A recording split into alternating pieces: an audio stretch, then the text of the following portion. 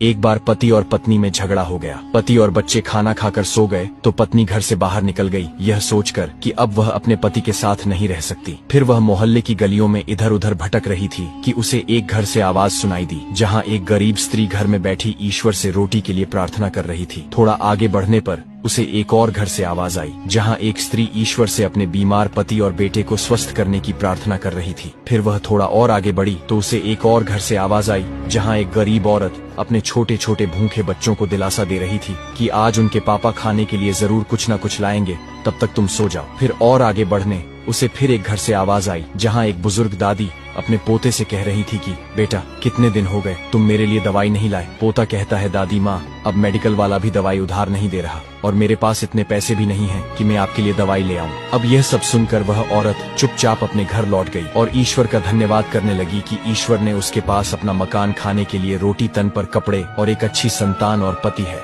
वह औरत सोच रही थी कि उसकी जिंदगी में कितने दुख हैं, मगर जब उसने लोगों की बातें सुनी तो उसे यह एहसास हुआ कि लोगों के दुख तो उससे भी कई ज्यादा हैं। दोस्तों, कठिनाइयों के बावजूद अपने जीवन के सकारात्मक पहलुओं को देखना और उसकी कद्र करना सच्ची खुशी की कुंजी है। हर किसी के जीवन में संघर्ष है, लेकिन जो हमारे पास है वह भी